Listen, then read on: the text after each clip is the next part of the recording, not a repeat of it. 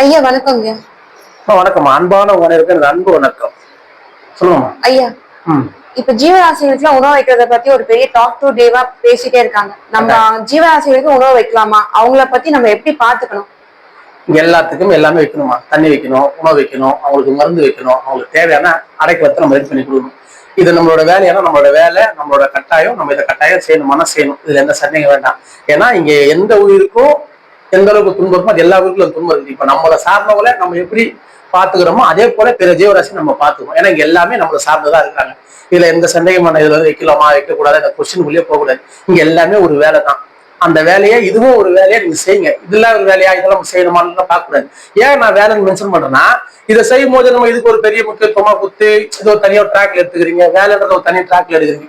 இங்க அப்படி கிடையாது. இங்க எல்லாமே நம்மளுக்கு வேலை கொடுக்கப்பட்டுக்குது. முடிவுறவங்க அதை செய்யறவங்கள முடிஞ்ச நம்ம சப்போர்ட் பண்ணணும். அது நம்மளால முடிஞ்ச உதவி பண்ணணும். அதை நம்ம எந்த ஒரு கேள்வி கேட்டாலும் நம்ம யாரும் பேசணும்னு எந்த அவசியமும் கிடையாது. ஆனா இது ஏன்னா அது முடியாதவங்க அதை வந்து செய்ய முடியலன்னு ஃபீல் பண்ணுங்க. ஆனா அதை விட்டு அதை யாரும் செய்யணுமா எல்லாம் தேவையில்லை இந்த இந்த சொல்லுக்குள்ள போவாதீங்க.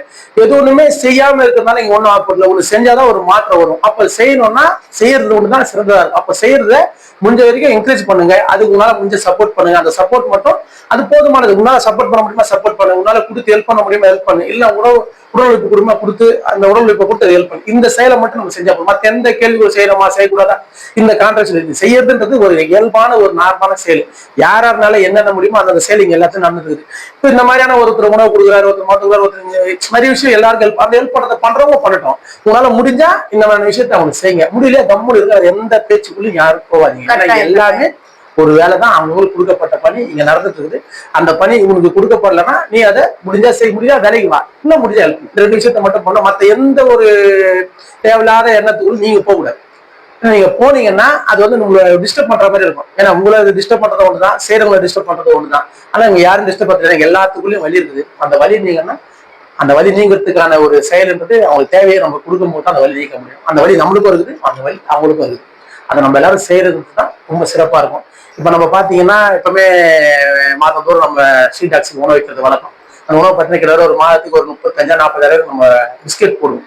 இப்ப இதுல என்னன்னா வாரந்தோறும் மேக்சிமம் ஒரு 7,000 பிஸ்கெட் போடுவோம். தினந்தோறும் மேக்சிமம் வந்து பாத்தீங்கன்னா ஒரு 500-600 பிஸ்கெட் போடுது. தினந்தோறும் பண்ணணும். ஏன்னா நம்ம சுற்றுகிற பகுதியில பாத்தீங்கன்னா நம்ம இருக்கிறது வந்து பீச் ஓரமா இருக்கும். அதனால அவுட்ரு பகுதி அதிகம். அதனால பார்த்தா ஸ்ட்ரீட் டாக்ஸ் நிறைய இருக்கும். வீடு சார்ந்து இருக்காது, வீடு இல்லாத பகுதியில் தனியா இருக்கும். அங்கெல்லாம் பாத்தீங்கன்னா உணவு கிடைக்கிறது ரொம்ப கஷ்டம். யாருனாங்க போறவங்க வரவங்க யாரோ ஒருத்தர் உணவு போட்டாலும் அந்த மாதிரியான சூழல தான் உணவு கிடைக்கும். இப்போ அந்த மாதிரி சூழல் நம்ம காலையில போய் உணவு வைக்கும் போது இப்போ நம்ம தினந்தோறும் பிஸ்கெட் இப்போ நம்ம ரீசெண்டாக பிஸ்கெட் போடணும்னா அந்த குளிர் நடுங்குது எல்லா நாயும். ஏன்னா இப்போ பனி ரொம்ப அதிகமா இருக்கு. பனி ரொம்ப அதிகமா இருக்கிறதுனால அந்த குளிர் தாங்க முடியல. நம்ம அந்த பசின்றது என்னன்னா சூடு.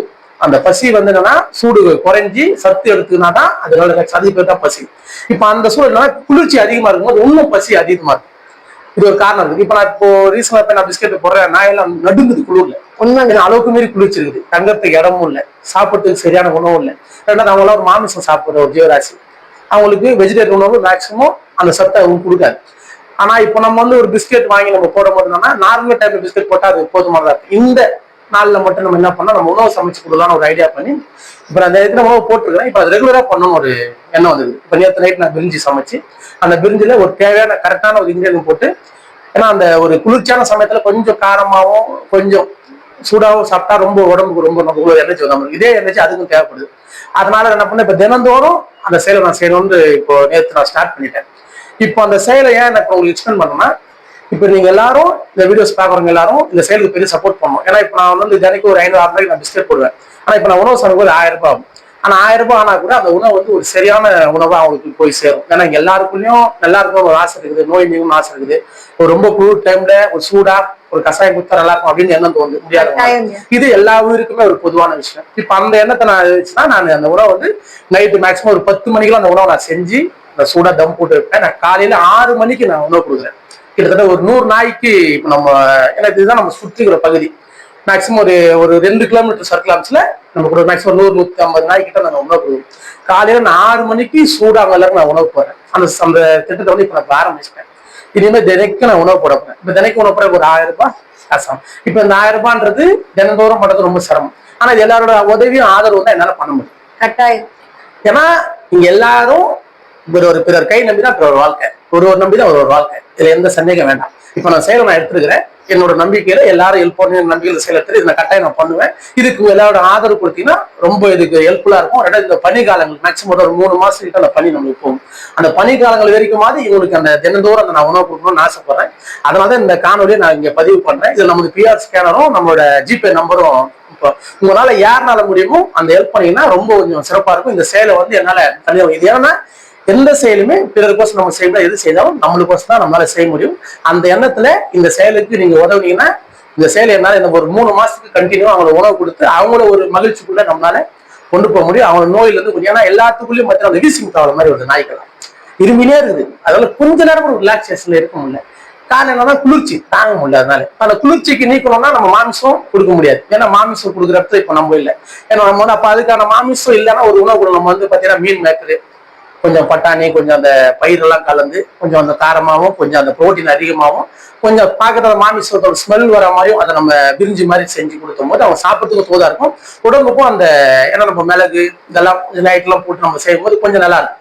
அதுதான் அவங்களை கொஞ்சம் ஒரு பெரிய பக்குவத்துக்குள்ளே அந்த நோயில இருந்து நீக்கியும் அவங்களை ஒரு ஆசுவாசத்தையும் கொடுக்க முடியும்.